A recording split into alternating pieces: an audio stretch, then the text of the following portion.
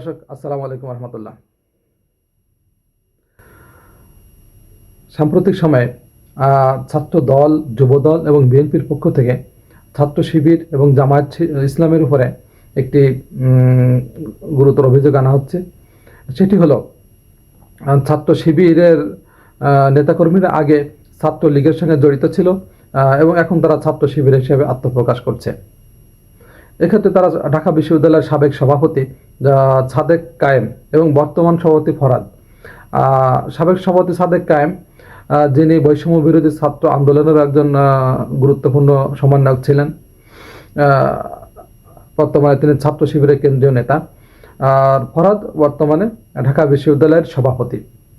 তাদের বিরুদ্ধে অভিযোগ যে তারা ছাত্রলীগের সঙ্গে জড়িত ছিল, কমিটিতে ছিল এবং ছাত্র শিবিরের বিভিন্ন ধরনের কার্যক্রমে বা ছাত্র শিবিরের কেন্দ্রীয় নেতাদের সঙ্গে তাদের ছবিও দেখা গিয়েছে, বিশেষ করে ফরহাদের। যদিও ফরহাদ বা সাদেক কায়েমের পক্ষ থেকে তারা অস্বীকার করছে, তারা বলছে যে না, কোনো সময় তারা ছাত্রলীগের কোনো ধরনের কার্যক্রমের সঙ্গে জড়িত ছিল না এবং তারা কমিটিতেও ছিল না। এবং যে ছবির কথা বলা হচ্ছে সেটা তারা বলছে মূলত এটি একটি বিতর্ক ক্লাব বা প্রতিযোগিতার একটি ছবি। মিজানুর রহমান আজহারী সাম্প্রতিক সময়ে একটি বক্তব্য দিয়েছেন যশোরে মাহফিলে। সেখানে সেই বক্তব্যকে কেন্দ্র করে তুমুল বিতর্ক তৈরি করছে বিএনপি নেতাকর্মীরা।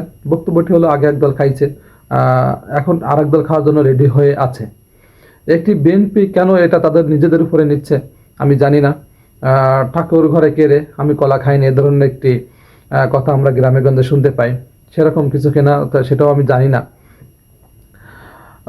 তবে মিজানুর রহমান আজহারীর একটি বক্তব্যকে কেন্দ্র করে ওনাকে জামাত শিবিরের ট্যাগ দেওয়া হয়েছে এবং সাইদি সাহেবের সঙ্গে তুলনা করা হয়েছে যে সাইদি সাহেব জনপ্রিয় হওয়ার আগে উনিও এইভাবে বক্তব্য দিতেন, ওয়াজ করতেন এবং যখন জনপ্রিয় হয়ে গেলেন তারপরে সে জামাতে যোগ দিয়ে প্রকাশ্যভাবে উনি জামাত করা শুরু করলেন। মিজানুর রহমান আজহারী হয়তো একই পথে হাঁটবেন বলে ওনারা আশঙ্কা করছেন। দেখা যাক ভবিষ্যতে কি হয়। তবে উল্টো দিকে বিএনপির ক্ষেত্রে যদি আমরা দেখি যে ছাত্রলীগ, যুবলীগ বা আওয়ামী লীগের অনেক সাবেক নেতারা বর্তমানে বিএনপির বিভিন্ন জায়গায় স্টেজে উঠে তারা বক্তব্য দিচ্ছে এবং বক্তব্য দেওয়ার শেষে ভুল করে তারা জয় বাংলা স্লোগান দিচ্ছে বা আওয়ামী লীগের স্লোগান দিচ্ছে। এমনকি মির্জা ফখরুল ইসলাম আলমগীর সাহেবের পেছনেও একজন জয় বাংলা স্লোগান দিছে। এই ধরনের অনেক ডকুমেন্ট কিন্তু অনলাইনে ভেসে বেড়াচ্ছে। তাহলে বিষয়টি কি দাঁড়ালো? যে অভিযোগ বিএনপি পক্ষ থেকে বা ছাত্র দলের পক্ষ থেকে ছাত্র শিবির বা জামায়াতের উপরে দেয়া হচ্ছে, সেই অভিযোগ তো বিএনপির উপরে বর্তায় এবং সেক্ষেত্রে তারা স্টেজে উঠে বক্তব্য দিচ্ছে ছাত্রলীগ, যুবলীগ বা আওয়ামী লীগের নেতৃবৃন্দ, সাবেক নেতৃবৃন্দ, যারা বিভিন্ন ধরনের অপকর্মের সঙ্গে জড়িত ছিল, অথচ তারা জামাত শিবিরের উপরে একটা ব্লেম দেওয়ার চেষ্টা করছে বিএনপির পক্ষ থেকে। গতকাল পিনাকি ভট্টাচার্যর একটা ভিডিও দেখলাম, যে ভিডিওতে উনি একটি বিএনপির বিরুদ্ধে একটি অভিযোগ করেছে। বিএনপি কি জবাব দেবে আমি জানি না, যে ভারতের প্রেসক্রিপশনে মূলত বিএনপি এই কাজগুলো করছে, যে তারা জামাতের সাথে দূরত্ব তৈরি করতে চাচ্ছে। ভারত চাচ্ছে যে বিএনপি ক্ষমতা আসুক এবং সেক্ষেত্রে তারা জামাত ইসলামের সঙ্গে দূরত্ব তৈরি করুক এবং এককভাবে ক্ষমতায় আসুক। এটা ভারতের পক্ষ থেকে বিএনপিকে প্রেসক্রিপশন দেওয়া হচ্ছে।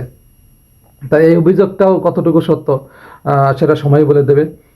আগামী ইলেকশনে বাংলাদেশের জনগণ সেটি প্রমাণ করে দেবে বলে মনে করি। যে সবাই ভালো থাকবেন।